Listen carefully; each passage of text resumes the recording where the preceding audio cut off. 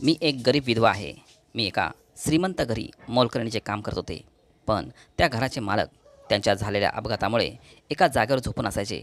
मात्र माझ्या मालकीनबाई नेहमी नटून थटून बाहेर निघून जायच्या आणि जाताना मला मालकांची काळजी घ्यायला सांगायच्या. मालकीनबाईंना मालक अजिबात आवडत नव्हते.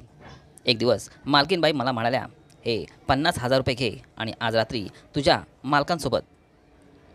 माझे नाव मीनल आहे. मी एक गरीब विधवा आहे. माझा नवरा मोलमजुरीचं काम करायचा. 2 वर्षांपूर्वी त्यांचा अपघातात मृत्यू झाला.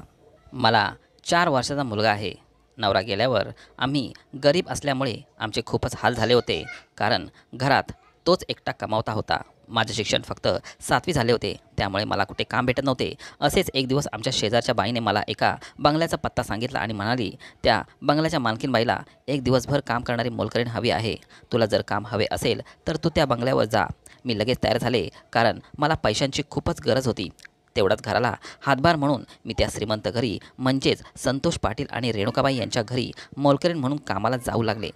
काही वर्षांपूर्वी संतोष पाटील साहेबांचा अपघात झाला होता आणि ते अपंग झाले होते. त्यांना त्यांच्या पायाने चालता येत नव्हते. माझं काम आणि इमानदारी पाहून त्यांनी मला कायमच नोकरीवर ठेवून घेतलं. कधीकधी तर मी तिथे माझ्या मुलाला घेऊन दिवसरात्र राहून तिथेच काम करायचे आणि मालकांची सेवासुद्धा करायची आणि त्याचेच मला जास्त पैसे मिळत होते. मला कधीकधी माझ्या मालकीनबाईचा जरा रागच यायचा, कारण लग्न झालेलं असूनही आणि घरात भोला बाबडा नवरा असूनही रोज असं नटून थटून त्या बाहेर भटकत असायच्या. तिला दिवस किंवा रात्र याचं कुठलंही भान नसायचं. केव्हाही यायचं आणि केव्हाही जायचं. तिला मालकाची काहीही काळजी नव्हती.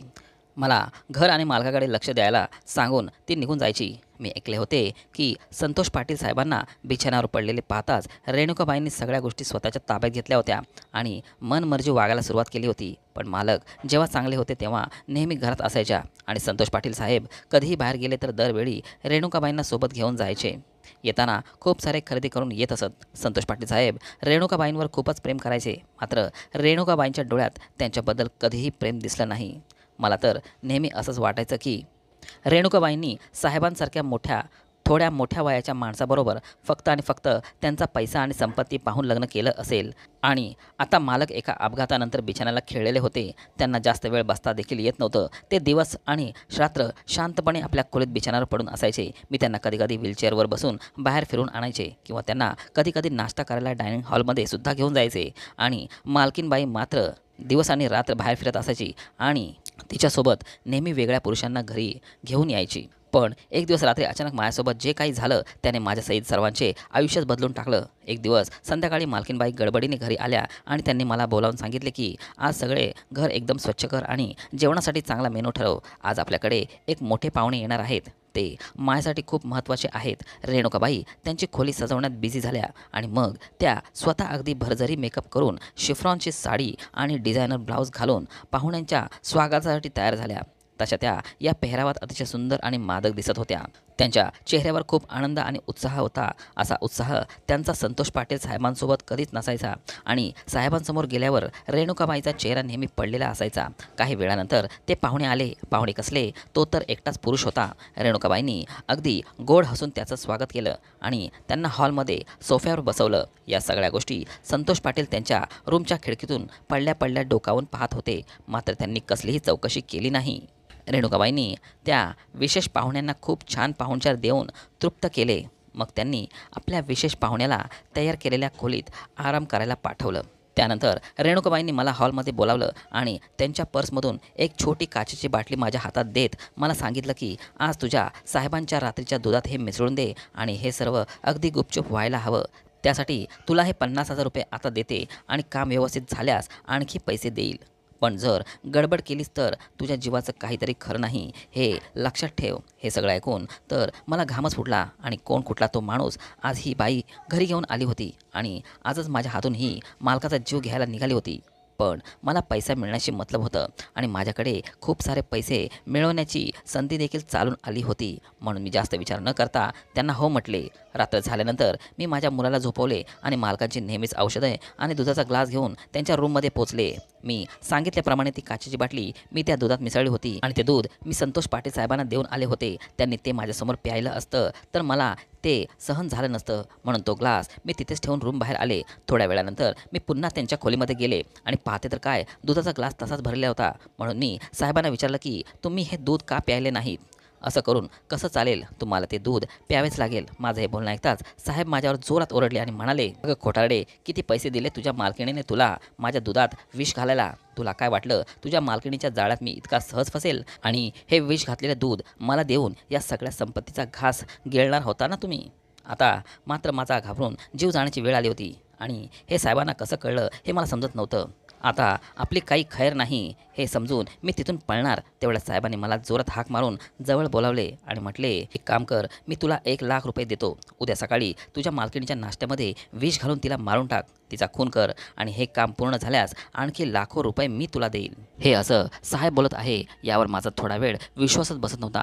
रेणुकाबाईवर ते खूप प्रेम करायचे, मात्र आता रेणुकाबाईंचं वागणं आणि त्यांचा रंगेलपणा पाहून त्यांच्या जागी कुठलाही पुरुष असता तर त्याने हेच केलं असतं. अर्ध्या रात्री या जोडीने मला किती मोठ्या संकटात टाकलं होतं. मालकीनबाई आता त्या विशेष पाहुण्यांच्या खोलीमध्ये गेल्या होत्या आणि ही गोष्ट कोणी समजू शकेल की एका परपुरुषाच्या खोलीमध्ये अर्ध्या रात्री एक बाई छान तयार होऊन का गेली असेल? आणि याच गोष्टी पाटील साहेबांना जिवारी लागत असते. मी साहेबांना म्हटले की मला तुमच्या संपत्तीचा अर्धा वाटा देत असाल तर तुम्ही सांगितलेलं काम मी करेल. तसं त्यांनी या गोष्टीला होकार दिला. मलाही अशी मोलमजुरी करून गरिबी जीवन जगण्याचा खूप कंटाळा आला होता. मला माझ्या मुलाचं भविष्य घडवायचं होतं. पाटील साहेब माझ्याकडे पाहत म्हटले, कळले का तुला? मी त्यांना माझा प्लॅन सांगितला की उद्या सकाळी मालकीण आणि त्यांचा मित्र कॉफी प्यायला बसल्यावर मालकीनबाईच्या कॉफीमध्ये हे विष घालून त्यांना देईल आणि मग ही विषाची बाटली कोणाच्या नकळत त्या मित्राच्या खिशात टाकून निघून जाईल. त्यावर त्यांनी फक्त मानेने होकार दिला. आता सकाळी साहेब, मालकीण आणि त्यांचा मित्र असे तिघही कॉफीसाठी तयार होते. कोणाला शंका येऊ नये म्हणून मालक देखील आता सर्वांसोबत कॉफी घेणार होते. मीच त्यांना व्हीलचेअरवर बसून बाहेर आणले होते. मी ठरल्याप्रमाणे एका कपामध्ये विष मिसळले आणि बरोबर तो कप मालकीनबाई पुढे ठेवला. तिघांना 3 कप मी टेबलावर ठेवले आणि अचानक माझ्या मुलाचा रडण्याचा आवाज आला म्हणून मी त्याच्याकडे लगेच पळत गेले आणि त्याला शांत करून परत तिथे आले. तोपर्यंत मालकीनबाईच्या मित्राने चहा अर्धा संपवला होता. मालकीनबाईंनी ही चहा प्यायला सुरुवात केली होती आणि साहेब मात्र 2 घोट कॉफी पिऊन त्यांनी पुन्हा कप खाली ठेवला होता. पण झालं भलतंच. मालकीनबाईच्या चेहऱ्यावर त्या विषाचा काहीच परिणाम जाणवेना आणि मालकांचा चेहरा मात्र काळा पडू लागला आणि त्यांचे हातपाय थरथर कापू लागले होते. हे पाहताच मी ॲम्ब्युलन्ससाठी फोन करायला पळू लागले. मालकीणने जोरात आवाज देत मला खडसावले की कॉफीमध्ये विष तूच मिसळले आणि आता ॲम्ब्युलन्ससुद्धा तूच बोलणार आहेस का?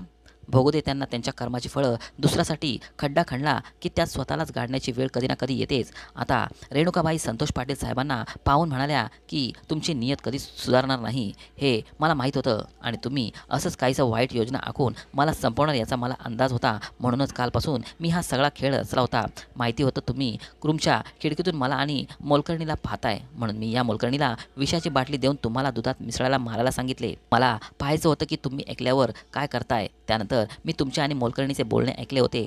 तुमचा प्लॅन मी ऐकला होता आणि म्हणूनच मगाशी तुमचे लक्ष विचलित करून मी कप बदलला आणि आता तुम्ही तुमच्या कर्माची फळं भोगताय. यानंतर मी जे काही ऐकलं त्यातून त्या दोघांचा एक वेगळाच इतिहास आणि त्याचं रूप मला ऐकायला मिळालं ज्यावर विश्वास ठेवणं अवघड होतं. मात्र ते सत्य होतं. रेणुकाबाई रागारागाने त्यांना बोलू लागल्या, नियतीने तुम्हाला असं अपंग करून बिछाण्यावर खिळवून ठेवलं तरी तुम्ही सुधारायला तयार नाहीत. यामुळेच आज तुमच्यावर ही वेळ आली आहे. रेणुकाबाई तशी एक खूप सर्वसामान्य कुटुंबातील मुलगी होती. तिला शिक्षण घेऊन पोलीस व्हायचं होतं. मात्र संतोष पाटील साहेबांची नजर तिच्यावर पडली आणि तिच्या तारुण्याच्या लालसेने त्यांनी तिला मागणी घातली. मात्र रेणुकाने आणि तिच्या घरच्यांनी या गोष्टीला नकार दिला होता. कारण संतोष पाटीलसारखा 50शी उलटलेल्या म्हाताऱ्यासोबत केवळ पैसा आहे म्हणून आपल्या मुलीचं लग्न करायला ते तयार नव्हते. मात्र काही दिवसांनी रेणुकाच्या घरावर सशस्त्र दरोडा पडला आणि त्यात रेणुकाचे आई वडील दोघेही मरण पावले आणि दरोडेखोर रेणुकाला किडनॅप करून घेऊन गेले. त्यानंतर रेणुकाला जेव्हा शुद्ध आली तेव्हा ती संतोष पाटलांच्या बिचारत होती. हे सर्व संतोष पाटलांनी दरोडेखोरांना पैसे देऊन करून घेतले होते. मला त्यांच्या बोलण्यातून कळाले की साहेबांचे हे 5वे किंवा 6वे लग्न असेल आणि त्यांना अल्लड वयाच्या तारुण्यात आलेल्या मुली आवडायच्या की त्यांना ते कुठल्याही मार्गे मिळत होते. त्यांना पुरेपूर वापरून झालं की त्यांना कुठेतरी गायब करत होते. मात्र रेणुकाच्या बाबतीत ही गोष्ट जरा वेगळीच घडली होती. कारण पहिले 2-3 महिने संतोष पाटलांनी जगासमोर खूप दिखावा केला की ते रेणुकावर किती प्रेम करतात आणि मग नंतर त्याचाच अपघात होऊन ते बिछाण्यात पडून राहिल्यामुळे त्यांना रेणुकाचा कसलाही काटा काढता आला नव्हता. संतोष पाटलाच्या अपघातानंतर रेणुकाने आपले शिक्षण पूर्ण करून परीक्षा देऊन पोलिसांचे गुप्तहेर खाते जॉईन केले होते आणि त्या संदर्भात तिचे नेहमी वेळी अवेळी बाहेर जाणे असायचे आणि तिच्याकडे तिच्याच खात्याचे अधिकारी लोक येत असायचे आणि त्यांच्या गुप्त बैठका तिच्या खोलीमध्ये व्हायच्या आणि रेणुकाबाई अधिकारी आली की मुद्दामहून संतोष पाटलासमोर खूप नटून थटून असायच्या. म्हणून मी आतापर्यंत जो विचार करत होते तो अगदी चुकीचा होता आणि संतोष पाटील साहेबांसारखा साधा सरळ बिछाणावर पडून असलेला माणूस इतका शैतान वृत्तीचा असेल आणि वरवर चंचल आणि वाईट चालीची वागणारी रेणुका इतकी मोठी पोलीस गुप्तहेर अधिकारी असेल हे आश्चर्यचकित करणारे होते. संतोष पाटलाने गायब केलेल्या मुलींचा तळतळाट आज त्यांना लागला होता. आज केवळ रेणुकामुळे त्या गायब झालेल्या मुलींच्या आत्म्याला आणि रेणुकाच्या आईवडिलांच्या आत्म्याला शांती भेटली असेल. शेवटी संतोष पाटील त्याच्या कर्माने तडफडून मेला आणि रेणुकाला तिच्या हक्काचं सर्व काही ठेवून गेला. मलासुद्धा त्यांनी त्यांच्याकडे कामाला ठेवू घेतले आणि माझ्या मुलाच्या शिक्षणाचा खर्च त्यांनी उचलला. मला आणखी काय हवे होते? आता मला चांगलेच कळाले होते की दिसते तसे नसते म्हणून जग फसते. मित्रांनो, कशी वाटली तुम्हाला आजची कथा? आवडल्यास व्हिडिओला लाईक, शेअर आणि चॅनलला सबस्क्राईब नक्की करा. धन्यवाद.